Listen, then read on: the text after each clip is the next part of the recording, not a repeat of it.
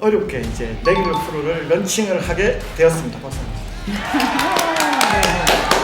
원래는 보수의 여전사로 다들 알고 계실 거예요. 부드러운 카리스마 이현주입니다. 사실 좀 적응이 안 되고 안 있어요. 됩니다. 너무 적응이 안 되고 있어요. 조금 아니에요 혹시? 왜? 서로가 이렇게 자기 땅 막 디스하는 존재감이 안 느껴져요. 왜 이렇게 존재감이 없을까요? 이게 부산 국회의원인데. 공천을 어떻게 했습니까? 너 물러나는 대신 네가 추천한 사람 공천 줄게. 그래서 태생적으로 그 당시 공천을 그렇게 엉망으로 했기 때문에 2030년에 2030 엑스포가 열리는데 2030년까지 가덕 신공항을 열 수 없으니 김해 신공항을 확장해서 SOC의 거점으로 사용해야 된다라고 말을 하셔서 지금 지역사회 파장이 일고 있습니다. 야 미안한데 이제 지금 생각해보니까 그게 아니었어? 이러면 이제 국민들이 뭐라고 생각하시겠어요? 좀 신중하셔야 된다. 이렇게 함부로 이렇게 바꾸시면 안 된다. 우리당 입장은. 제가 국민의힘 초선 넣은 것 같으면 서명수 지금 오선이 가까받고 비판하고 정치는 그래야죠. 그래서 제가 스타가 돼보고 싶을 것 같은데 니 아직도 모르나?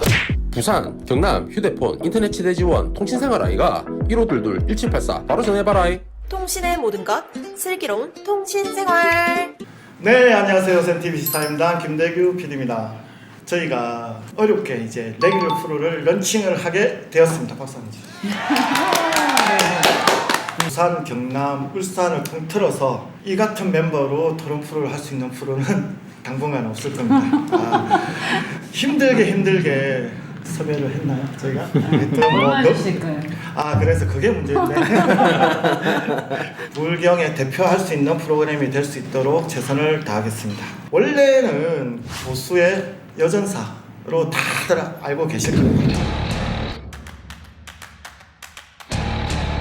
거기에서 이제는 바뀌셨답니다.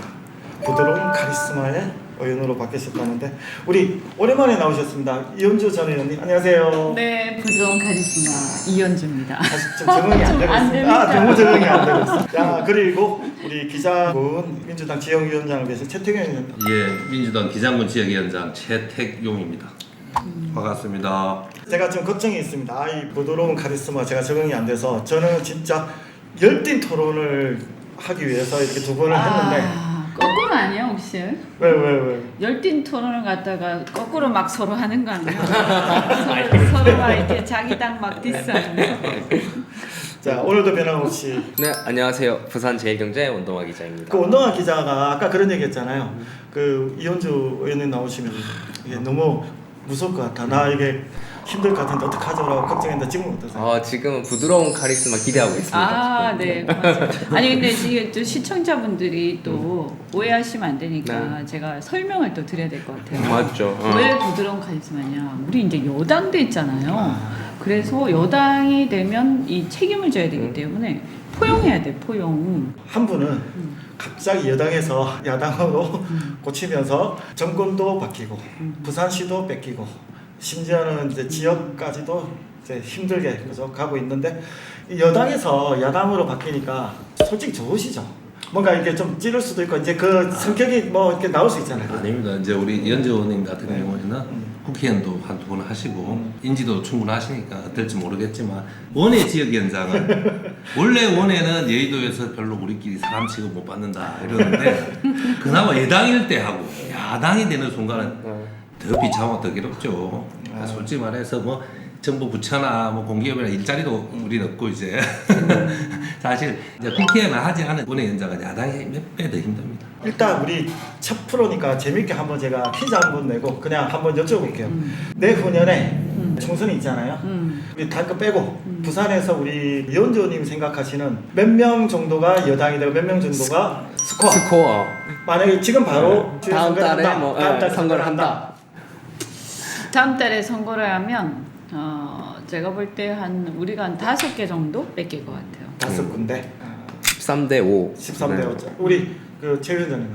저는 다음 달에 하면 우리가 가반까지는 안 가고 가반에 가깝게도 갈 수 그러니까 있잖아요. 멘트상까지. 뭐 그래서 최소 한 가반이 아홉 개죠. 9석이죠. 네. 한 7석 7석 정도는 가능하다 보는데 다음 달에 선거가 없잖아요. 정치가 생물이니까 또 언제 어떻게 변할지 그래서 모르니까 총선 선거는 지금 예측하는 건 사실은 그건 불가능하죠. 맞아요. 뭐 아직 그래도 시간이 너무 많이 남았기 판이 때문에 어떻게 바뀔지 몰라서. 맞습니다. 네. 이 지역 이슈로 가기 전에 잠깐 뭐 중앙 이슈 하나만 잠깐만 짚고 갈게요. 지금 뭐 국민의힘이 뭐 여러 가지 지금 내용을 많이 겪고 있습니다. 네.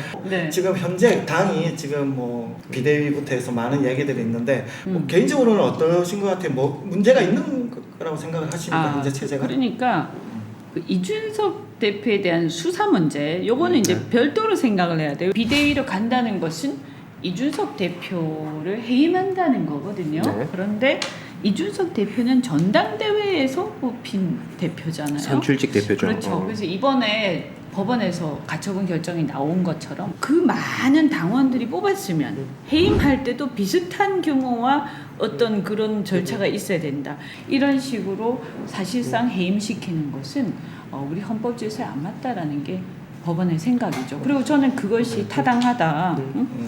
이거 너무 많이 나가면 잘못하면 위헌정당 된다. 위헌정당 된다. 네, 그래서 좀 그만했으면 좋겠는데 이건 뭐 이준석에 대한 호불호하고 상관이 없어요. 저는 헌법 질서를 우리가 지키는 정당이 돼야 되지 않냐. 민주당 입장도 야당 입장도 들어야죠. 예. 그러니까 제가 더 그거는- 객관적으로 논평할 수 있죠. 근데 되게 웃으시면서 뭔가 되게 흐뭇해하시면서 아니요, 뭐 저희 집안 이야기는 아니니까 마음에 부담이 없는 거죠. 근데 이제 위원주 의원님께서 말씀 잘 하셨듯이 당 대표 6개월 자격 정지했을 뿐이잖아요. 네. 대표직은 유지되고 있잖아요. 당원들이 뽑은. 그런데 그걸 인위적으로 그 대표를 소멸시키기 위해서 최고위원들이 막 사퇴하고 이랬던 거잖아요. 그래서 이거는 위헌정당으로 가는 길을 가고 있고요. 그래서 지금 법원에서 안 된다는 건 자꾸 편보고 또 하려고 하잖아요. 그래서 이거는 이현주님 잘 설명하셨기 때문에 더 할 이야기 없는데 한 가지 저는 또 솔직히 말씀드릴 수밖에 없는 게 6개월 자격정지 윤리심판을 내린 것도 제가 보기에는 그 작전입니다. 그거 우리 윤핵관 분들이 다 뒤에서 움직이고 작전 써서 했다는 거는 그 얘기 하실 줄 알아요. 얘도 아는 분들은 다 아는 거잖아요. 그러니까 이거는 자격정지 6개월부터 저는 문제였다. 저는 그렇게 생각합니다. 수사가 밝혀야 될 것을 당이 개입한 거예요. 네. 이 와중에 참 저는 좀 답답한 게 있어요. 국민의힘 네. 부산에 15분이 계시잖아요. 그 존재감이 안 느껴져요. 왜 이렇게 존재감이 없을까요? 이게 부산 국회의원들이. 그럼 뭐 민주당도 똑같아요. 사실. 아니, 이현주 의원님이 부산 국회의원이 안 돼서 그렇지 뭐. 뭐 그런 것도 있다고 그래. 보고. 이게 이제 존재감이 좀 강한 사람들이 대체적으로 지금 현재 단체장으로 다 나가 계시던가. 그렇죠? 그렇죠. 네, 대구도 생각을 해보면 그렇고, 대구, 뭐 강원도, 뭐 충남 이런 식으로 다 나가 계시던가, 아니면 또 지난번에 이제 대부분 또 떨어지셨어요. 네. 네, 저도 떨어졌죠.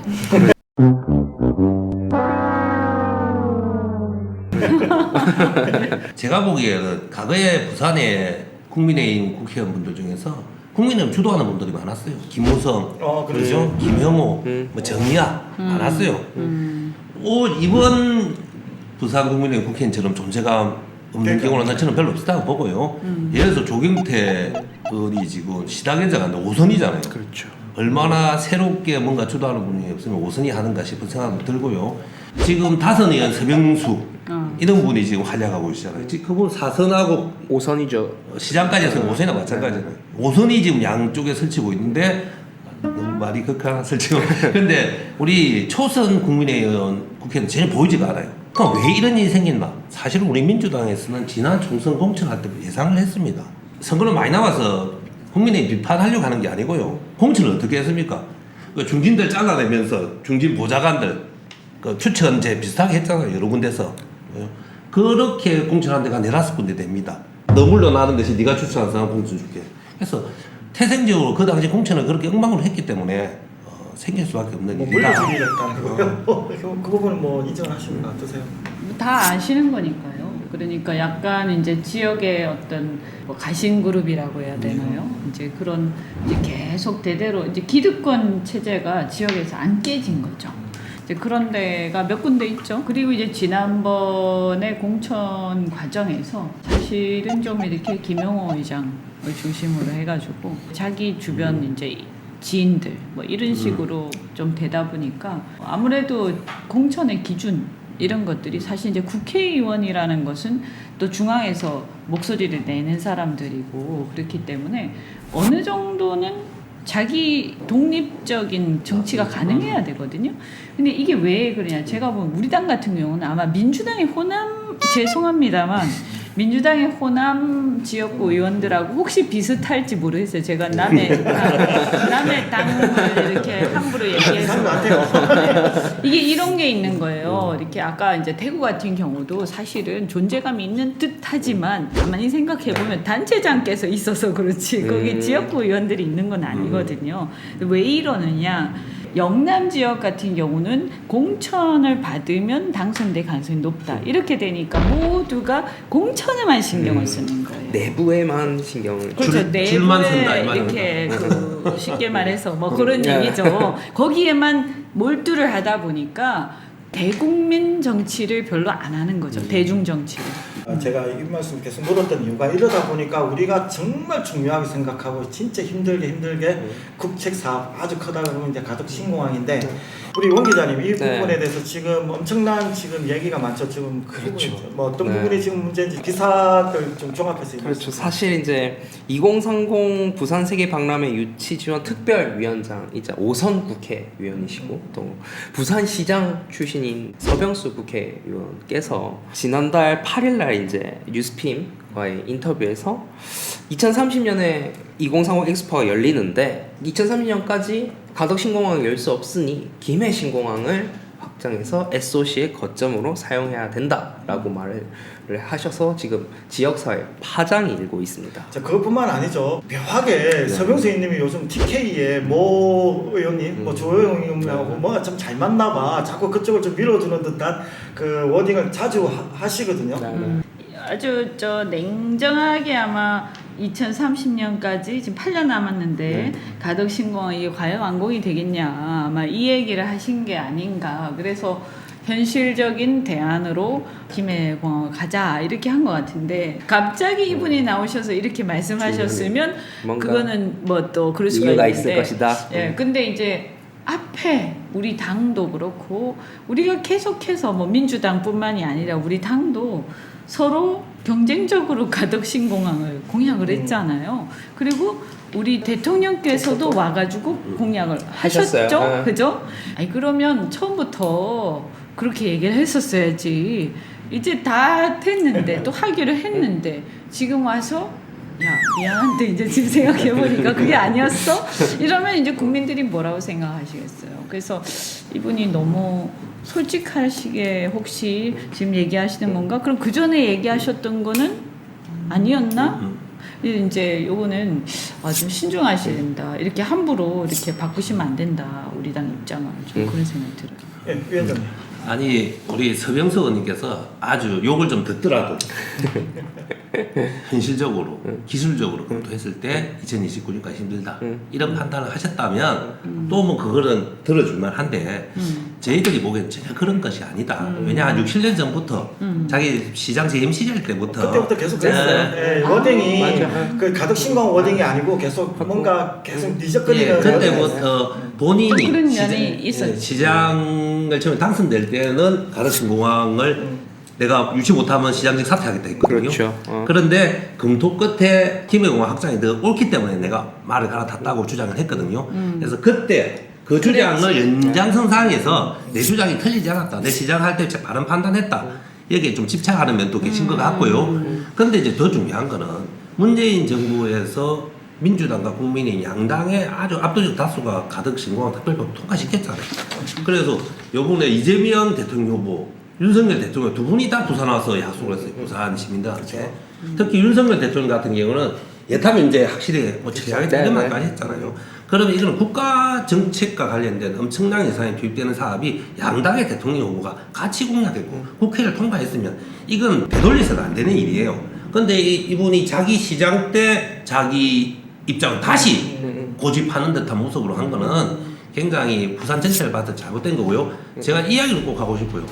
제가 국민의힘 표선 넣은 것 같으면 서병수 지금 모선이 막 갖다 받고 비판하고 아 정치는 그래야죠. 그래서 제가 스타가 돼보고 싶을 것 같은데 제가 초선 국회의원이면 몇 분 있을 때 왜 안 싸워요?